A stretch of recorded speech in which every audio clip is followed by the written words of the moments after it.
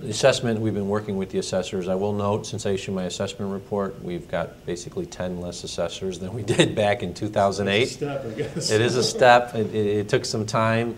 What we're seeing are governments, yes, admitting that we don't need to have as many of these assessing units.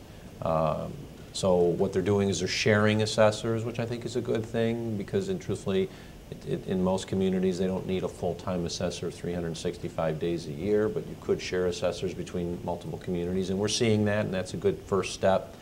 And I think it brings us more into where we should be, which is instead of having 33 assessing units, or 30 assessing units with 33 assessors, now we have approximately 30 assessing units, but now we're dropping down to 25 assessors. So we're saving money because we're not paying for as many assessors, and we're using our dollars more wisely. And I'll continue to push that. And I'm working with the assessors, though, to create a better assessment system so the county doesn't get hurt when there's reassessment challenges. We've entered into many of these reassessment challenges to protect the county and, truthfully, the taxpayers' interest by not just agreeing to bad settlement agreements. On the fire districts, once again, I talked about that as controller, and it's something I can't affect as controller, or I couldn't affect as county executive either. It's up to the communities, but we continue to talk about, do we have the right size government here? Do we have too many fire districts in potentially one community and not enough in another? And we've seen that recently as communities like Cheektowaga lose population, but Lancaster gains a lot. Do they have enough protection in some communities while others maybe could actually merge? And we're going to continue to talk about it. It's just not easy. The one thing I knew as controller is I could talk about it, but I couldn't effectuate change on those types of problems.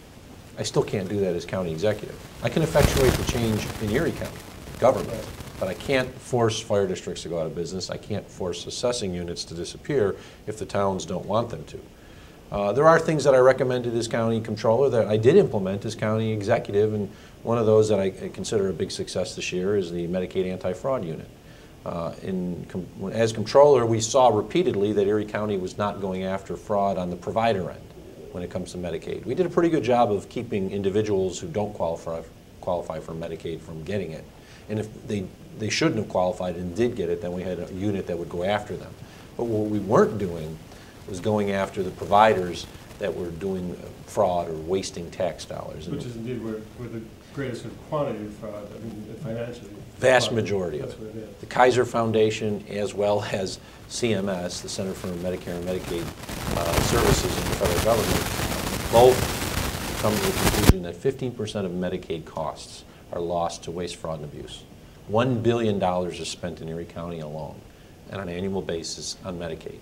That means $150 million of it on an annual basis is being lost to waste, fraud, and abuse. We set up an agreement with New York State to fully fund the first ever Medicaid Inspector General for Erie County. Now people wonder, why would the state fully fund it? Well, remember, the federal government pays 50% of Medicaid, the state pays about 27%, we pay 23%. So every dollar that we find, the state is actually getting a similar amount as well, so it justifies for them the expense and the cost, and it's gone well so far. We can't go into great detail because the information that we have is then immediately turned over to the state, but I can tell you that just in the 6 months it's been up and running, we found thousands of dollars of evidence of waste, fraud, and abuse, and that information's been turned over to the state. And hopefully if there's fraud, it will also eventually be turned over to the Attorney General to recapture that. So I like what we've been able to do. That's an example of something I recommended as controller. I said I would implement as county executive. We did in the first year, and we were already seeing success stories from it. You never get everything that you hope to get when you come into office. You never accomplish everything that you hope, but you want to set some parameters down, and that was an example of one that I think will be successful in the future, regardless of whether I'm county executive, because I know that's not going anywhere because it's truthfully saving a lot of money in the long run. Yeah. Well, on that happy note, let's move to an unhappy one. Let's talk about something you didn't get. How about this budget this week? Why don't you begin by characterizing what the 5 Republicans and 1 Democrat did exactly? Well, we proposed a budget that had a $8.5 million, or a little more than $8 million tax increase, property tax increase. For the average homeowner in Erie County, that's about a $100,000 home, it would have been an $18 a year increase. Now that was to ensure that we could provide all the services that the public wants. What we have basically, when you talk about governing, are 2 basic questions. What services do the public want? And what are they willing to pay for them? The first one's easy. They always they want everything. The second one's a tough question because not everybody wants to pay for those services, or they're not certain what they're willing to pay. We came up with a budget that in very tight times, because it already had, we put cuts in the budget. We cut $20 million out of county government from the growth because we were facing significant shortfalls due to new mandates as well as dropping in our property tax assessment. So we put in a small tax increase, and it really was a small tax increase. The average household would pay no more than $1.50 per month. But 5 Republicans and the 1 Democrat said they're not going to vote for a tax increase. My worry was that they were going to go in there and cut the programs that the public wants, because that's where we thought that's the only place they could cut. Instead, they wanted their... But let me interrupt. It might help if you sort of clarified what percentage of the budget is in fact discretionary, what percentage of the budget can be cut? Well, 10%. Yeah. 10% of the overall budget, because roughly 90% of it is for mandated expenses that we don't control, and then 10% of it, which is the things that people want, is what we control. So what they ended up doing is, if you think about it, we have a $1.3 billion budget and we had an $8 million tax increase. It doesn't sound like a lot, but it really is about 8% of our, it's about 8% of our discretionary spending. So I was worried that they were going to go in there if they didn't want to do the tax increase and cut 8% of the discretionary spending, like the libraries, the arts and culturals, roads, repairs, and things like that. Well, they decided they wanted their cake and eat it too. They, instead of cutting real cuts, they cut lines that we have to fund regardless. So they cut a line in a budget, for example, the safety net program, which provides assistance to individuals immediately upon applying for social service assistance before Medicaid, food stamps, and other things kick in. We're mandated to provide it. If the people qualify, they have to get it. Our caseloads are going up. We put an applicable amount in to cover for next year.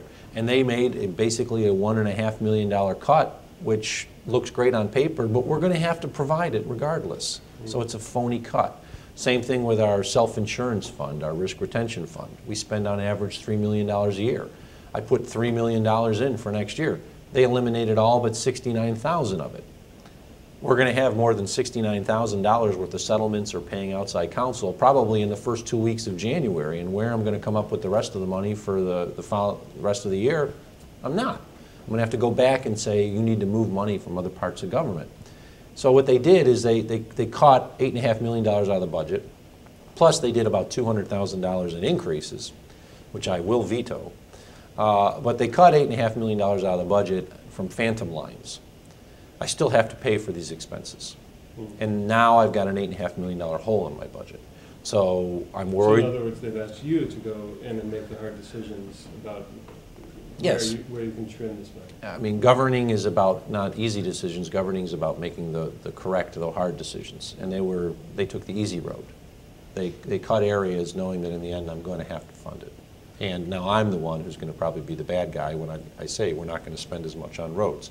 We might have to do an across-the-board cut from the arts and culturals, or the soil and water conservation district, or the 4-H program, or Operation Primetime, the educational after-school program for kids in the summer.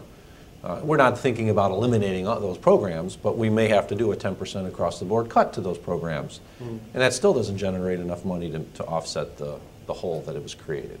So what they did was sad, because it's the same stuff, the same type of phony budget gimmicks that created the red-green fiscal crisis last decade. The red-green fiscal crisis hit in 2005. It really started in 2000 and 2001 when elected officials were unwilling to make the tough decisions to balance their budgets. I was willing to make the tough decision to balance the budget by coming up with a small property tax increase. They were unwilling to do it. Now I have to fix it, and I will fix it. It just might not be pretty.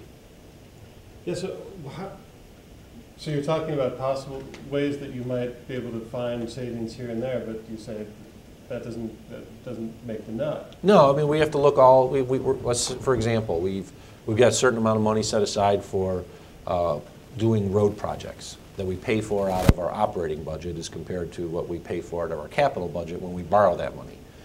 I'm going to have to cut back on those. We may have to implement a hiring freeze just to save a significant amount of money. One area that they tripled a line on, basically made it tougher for me to meet savings, was in like vacancy control. Well, we automatically already cut 63 jobs from this budget. And we've got a few more that are going on as a result of the jails, and there's going to be no vacancy savings there. So while we came up with about $600,000 in vacancy control savings in 2012 with more jobs, next year I'll have less jobs, and they're asking me to come up with $1.8 million in vacancy savings, or an additional 1.2. It's the kind of stuff that the public doesn't care about because they don't see job loss. But for me, I've got to come up with the $1.2 million that they threw in there extra that will not happen. It's a phantom savings. It's this sham kind of stuff that was what created the red-green fiscal crisis, and that's what they did. Now, unlike the prior county executive, I'm not going to stand up here and call them names and say they're incompetent and stuff like that. They did it. I'm going to fix it. But it just might not be pretty, and it's going to take some time to do it.